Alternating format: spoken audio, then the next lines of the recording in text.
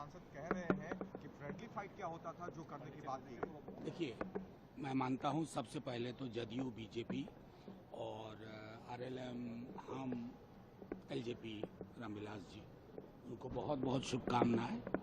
बिहार की बेहतरी के लिए कुछ ब्लूप्रिंट तेजस्वी जी ने सामने रखा था, पलायन, नौकरी, और जो बिहार का हिस्सा बना मानस का, उस पर काम करें। हमारी जो भी संख्या है असेंबली में, हम उस संख्या के आधार पर लगातार मूल्यांकन करते रहेंगे। बहरहाल, जब एक इतना बड़ा मैंडेट मिलता है किसी गठबंधन को, तो अपोजिशन बाहर भी होता है और मैंडेट के अंदर भी एक अपोजिशन की संभावना रहती है। ये मैंने 2010 में भी देखा था। बहरहाल, मैं समझता हूं त्वरित टिप्पणी, त्वरित मूल्यांकन नहीं करना चाहिए।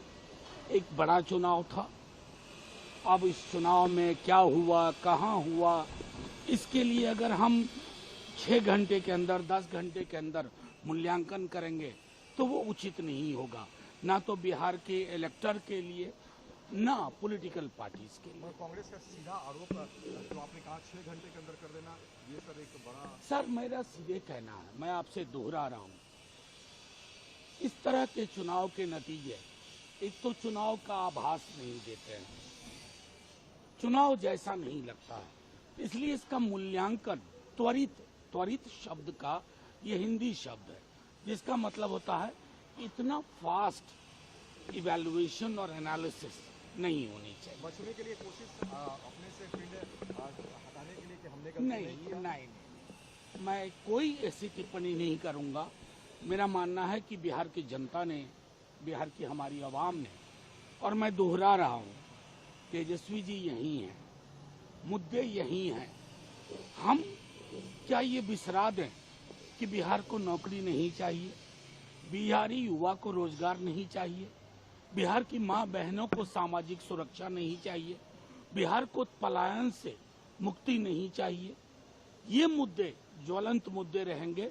चुनाव के नतीजे हमारे पक्ष में नहीं है, इसलिए मैं इसके अलावा कोई टिप्पणी नहीं। तेज प्रताप यादव ने कहा कि एनडीए को बधाई दी, बड़ी तेजस्वी को लेकर उन्होंने कहा था पहले भी।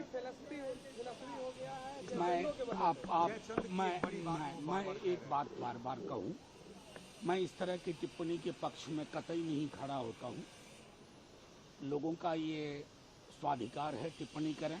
मैंने गंभीरतापूर्वक एक विश्लेषण आपके समक्ष रखा है।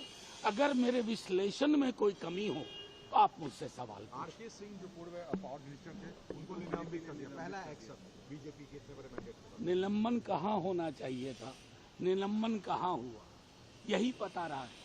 जब सत्ता पूंजी की गिरफ्त में होती है ना, तो गाज किस पे गिरनी चाहिए थी और गिरती किस पे है।